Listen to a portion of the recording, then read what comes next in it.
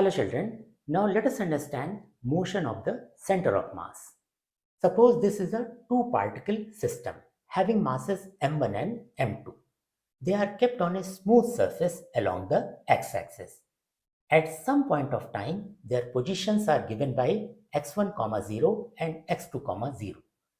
So at that point of time, position of center of mass is given by xcm is equal to m1x1 plus m2x2 upon m1 plus m2. Initially, these particles were at rest and there is no external force working on this two-particle system.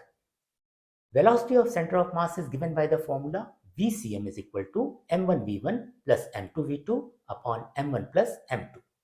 Initially, both the particles were at rest. That means v1 is equal to v2 is equal to 0. So initially, their velocity of center of mass is equal to 0.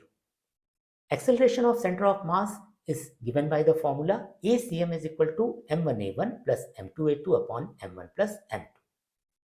Since there is no external force working on this system and the only horizontal force that work on both the particles is their mutual force of attraction. So acceleration of first particle a1 is equal to f upon m1. Similarly, acceleration of second particle a2 is equal to minus f upon m2. These mutual forces of attraction have equal magnitude, but they are in opposite directions. So acceleration of center of mass is equal to m1a1 plus m2a2 upon m1 plus m2. We can put the values of a1 and a2 from here. So acceleration of center of mass is equal to 0. Hence center of mass remains fixed and does not change with time. This is important conclusion from this analysis. If no external force acts on a two-particle system and its center of mass is at rest initially, it remains fixed even when the particles individually move and accelerate. Now consider n particles system. Consider ith particle which is having mass mi and position vector ri with respect to an inertial frame. This particle experiences forces of attraction with all other particles plus forces due to the sources outside the system. Acceleration of ith particle is given by 1 by mi into summation of Fij, where j is not equal to I, plus Fi external. Here summation of Fij represents mutual forces of attraction between ith particle and all other particles. This can be written as mi into ai is equal to summation of Fij, where j is not equal to I, plus Fi external. If we do summation of both the sides, means summation for all the particles, we get summation of mi ai is equal to summation of this whole. First part represents net internal force and second part represents net external force. We know that vector sum of mutual forces of attraction between a pair of particles is equal to 0 because magnitude of forces is same and direction is opposite. So summation of mutual forces of attraction between all pairs of particles will be equal to 0. So summation of mi ai is equal to 0 plus f external. Summation of mi ai can be written as m into acm, where m is total mass of the system and acm is acceleration of center of mass. So m acm is equal to f external. We can draw two important conclusions from here. Conclusion number 1. If external forces acting on the system add to 0, then ACM is equal to 0. Hence, velocity of the center of mass is constant. This may be possible in two scenarios. First, if initially the center of mass is at rest with respect to an inertial frame, then it will continue to be at rest with respect to that frame. Scenario number 2, if center of mass was moving with respect to the inertial frame at a speed v along a particular direction, then it will continue its motion along the same straight line with the same speed v.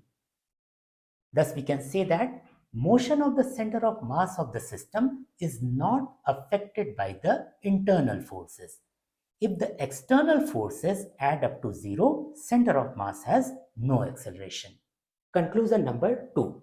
If external forces acting on the system do not add to 0, then center of mass is accelerated and acceleration is given by ACM is equal to F external upon M from here. Thus, we can say that motion of the center of mass of a system is identical to the motion of a single particle of mass equal to the mass of the given system acted upon by the same external forces that act on the system. Now let us see 4 questions based on motion of center of mass. First question, two charged particles of masses m and 2m are placed at a distance d apart on a smooth horizontal table. Because of their mutual attraction, they move towards each other and collide. Where will the collision occur with respect to the initial positions? Suppose these are two charged particles having masses m and 2m. They are distance d apart. They are kept on a smooth table. That means there is no friction force working on them. Initially, these two particles are at rest. So let us calculate their center of mass. Suppose their center of mass is at P. So AP is given by 2m into d upon m plus 2m. So AP is equal to 2d by 3. Initially, these two particles are at rest. So let us calculate velocity of their center of mass. So velocity of center of mass is given by the formula m1v1 plus m2v2 upon m1 plus m2. v1 is equal to v2 is equal to 0. So initially, their velocity of center of mass is equal to 0. There is no external force working on these particles. If we draw a BD of any of these particles, only 3 forces work. Let us consider this particle. So normal reaction applied by the surface on this particle will work vertically upwards. Weight of this particle will work vertically downwards. These two vertical forces will balance each other. Only horizontal force that will work on this particle because of this particle is force of attraction, and that is internal force. Similarly, on this particle, only horizontal force that will work is force of attraction because of this particle. And these forces are equal in magnitude and opposite in direction. So their vector sum will be equal to 0. Acceleration of center of mass is given by the formula F external upon total mass of the system. Since there is no external force working on this two particle system, so acceleration of center of mass is equal to 0. If we combine these two, we can say that as the time passes, these particles will move towards each other, but their center of mass will remain fixed at the same point. So particles will collide at the center of mass, and that is at point P. Second question, a body of mass 2.5 kg is subjected to the forces shown in the figure. Find the acceleration of the center of mass. This is the figure given. Acceleration of center of mass is given by the formula F external upon m. First, we will calculate net external force working on the system. We can resolve all these given forces into horizontal and vertical components. So, magnitude of horizontal component of net force is equal to 4 cos 60 plus 6 cos 53 plus 5 cos 37 minus 6. So magnitude of Fx is equal to 3.6 Newton. Similarly, magnitude of Fy is equal to 4 sin 60 minus 6 sin 53 plus 5 sin 37 plus 0. So magnitude of Fy comes out to be approximately 1.7 Newton. So magnitude of net force is equal to under root Fx square plus Fy square. Fx is equal to 3.6 Newton and Fy is approximately 1.7 Newton. So magnitude of net external force is approximately 4 Newton. So acceleration of center of mass of the system is equal to 4 upon 2.5, that is 1.6 meter per second square. And this will work in the direction of net external force. Suppose net external force makes an angle theta with positive x-axis. So tan theta is equal to Fy upon Fx. So tan theta is equal to 0.47. So theta is equal to tan inverse 0.47. Third question, two particles of equal masses have velocities v1 is equal to v2 is equal to 2I meter per second. The first particle has an acceleration a1 is equal to 3I plus 3j meter per second square, while the acceleration of the other particle is 0. The center of mass of the particles move in a. These are the options given. Velocity of the first particle at time t is given by v1t is equal to u1 plus a1t. u1 is equal to 2I meter per second and a1 is equal to 3I plus 3j meter per second square. So v1t is equal to 2 plus 3ti plus 3tj. Suppose this is equation number 1. Similarly, velocity of the second particle at time t is given by v2t is equal to u2 plus a2t. u2 is given as 2I meter per second and a2 is given as 0. So v2t is equal to 2I. Suppose this is equation number 2. Now, velocity of center of mass of these two particle system is given by the formula m1 v1t plus m2 v2t upon m1 plus m2. We can put these values of v1t and v2t from here. So, velocity of center of mass comes out to be equal to 2 plus 1.5ti plus 1.5tj. Now, VCM can be written as d by dt of RCM, where RCM is position vector of center of mass. This part can be written as d by dt of XCM and this part can be written as d by dt of YCM.